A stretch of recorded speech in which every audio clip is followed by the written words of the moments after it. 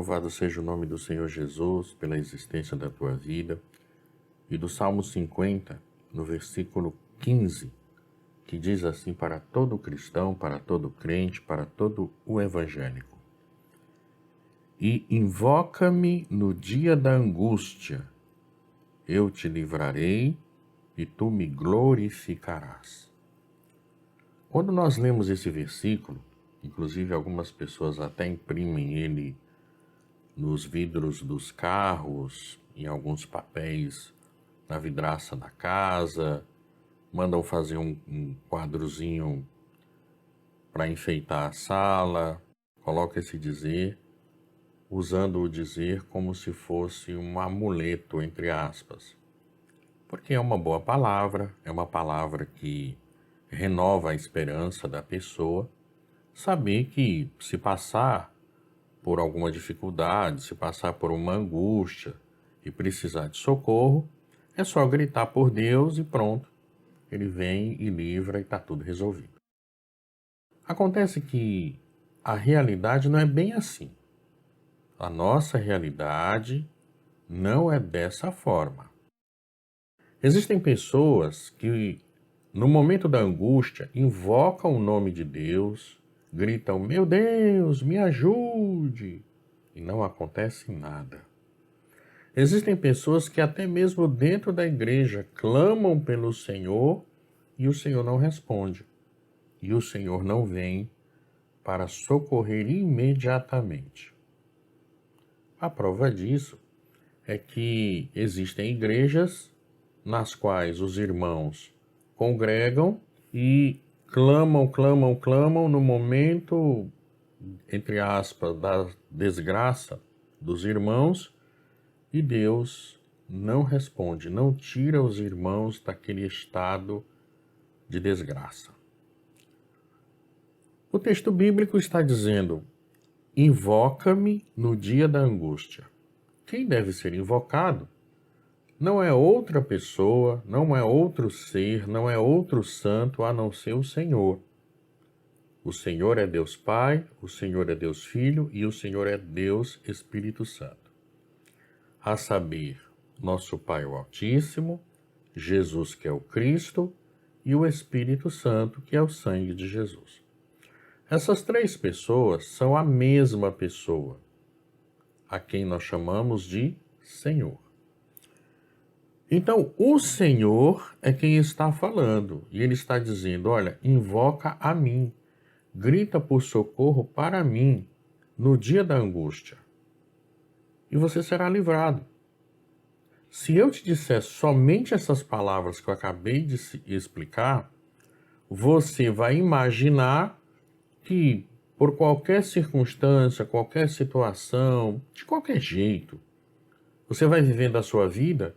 Quando você precisar, aí você clama e ele responde.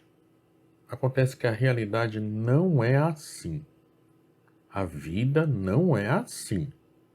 Não viva uma ilusão, não viva uma mentira. A vida não é assim. Acabei de dar exemplos que acontecem na vida real. Isso porque o versículo anterior, em que nós falamos sobre ele no último encontro, diz assim, oferece a Deus sacrifício de louvor. Existe uma causa, existe uma condição para Deus ouvir o teu grito invocando Ele. Existe uma condição. A condição é oferecer sacrifício de louvor. Tem uma outra condição, pagar os teus votos ao Altíssimo.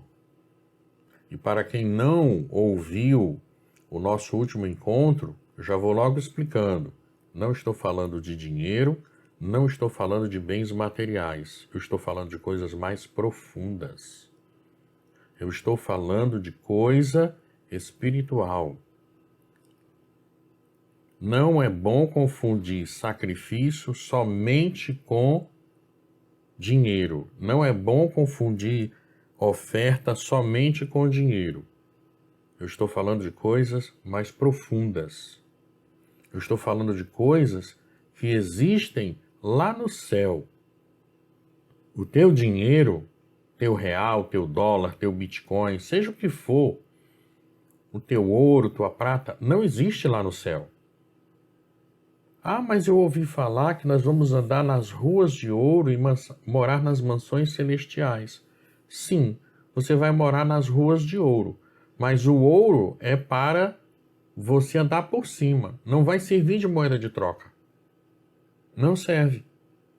Do jeito que as pessoas, algumas, né, nem todas, fazem aqui na Terra, levando o ouro para a igreja, apresentando o ouro como moeda de troca para uma bênção. Dessa forma, não vai servir lá no céu, não. Não serve. Aliás, não serve nem na terra. As pessoas é que acham que servem, mas na realidade não serve. O fato é que a palavra de Deus está dizendo que há duas circunstâncias que precisam ser preenchidas pelo crente, pelo cristão e pelo evangélico de qualquer igreja. Essas duas condições, uma vez preenchidas, dá ao crente o direito de invocar a Deus no dia da angústia. Dá ao crente o direito de ser livrado quando ele invocar.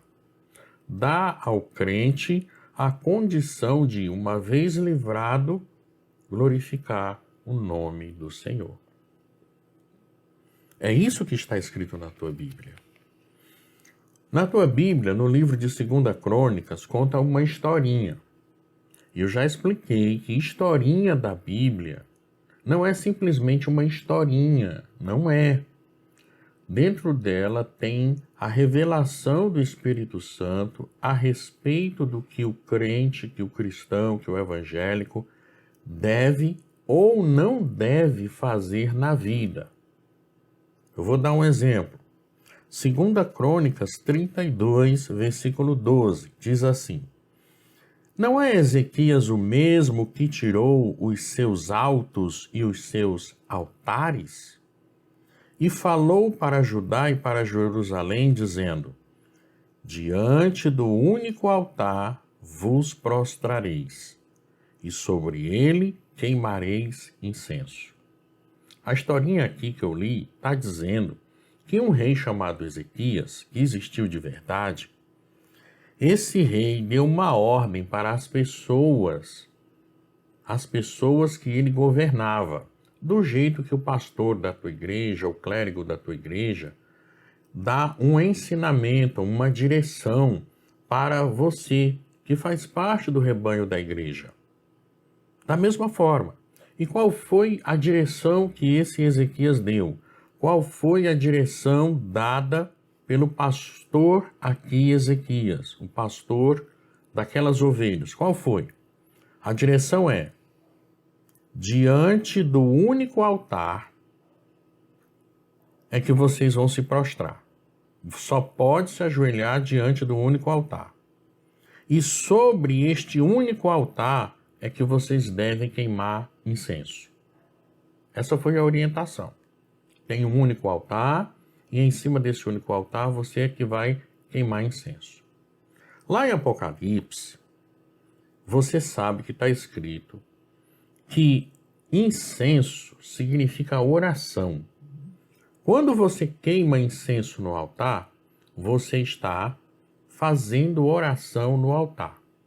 O texto que eu li há pouco diz que é para queimar incenso sobre o altar único. Então, o texto está dizendo que o crente, que o evangélico, que o cristão tem que orar no altar único. Quem é o altar único? Acabei de dar o exemplo há pouco tempo atrás. Deus Pai, Deus Filho, Deus Espírito Santo, eles habitam onde? Em Sião. Se você deixar, ele habita dentro de você. O altar único é você. O altar único é você.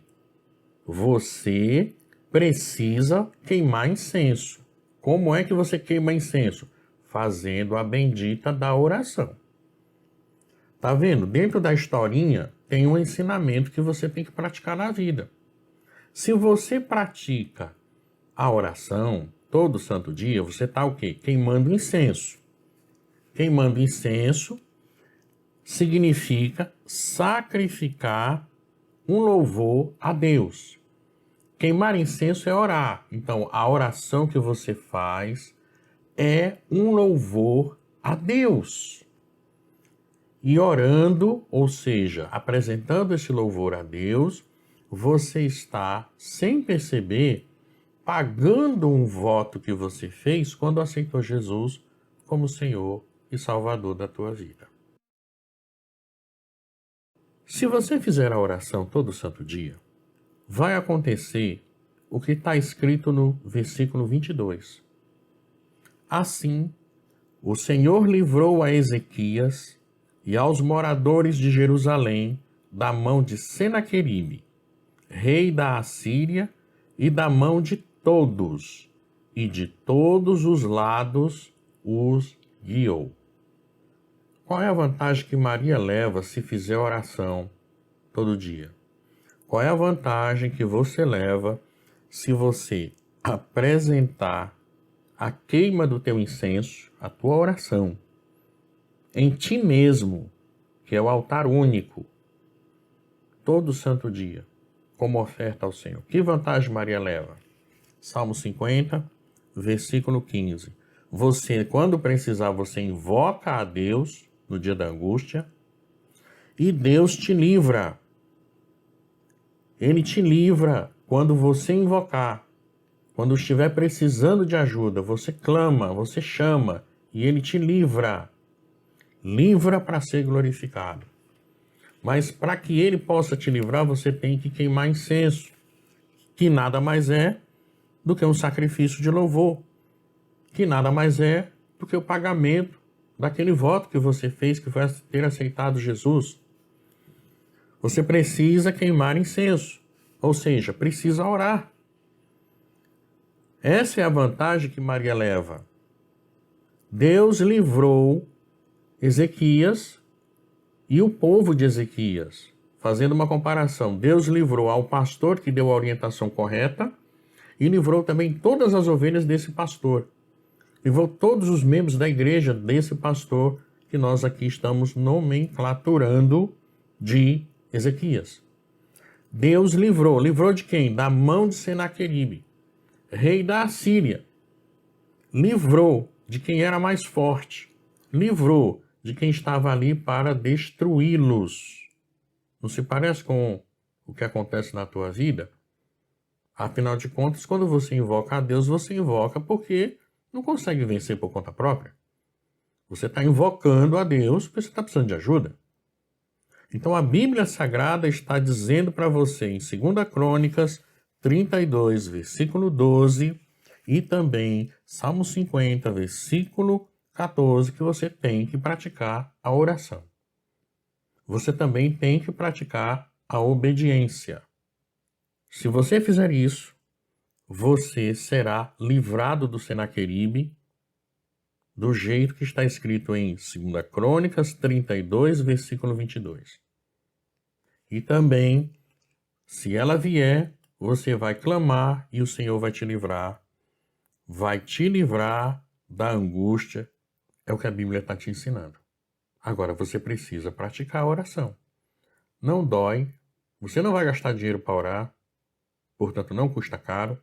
É possível porque você está viva, basta você praticar. Que Deus me abençoe.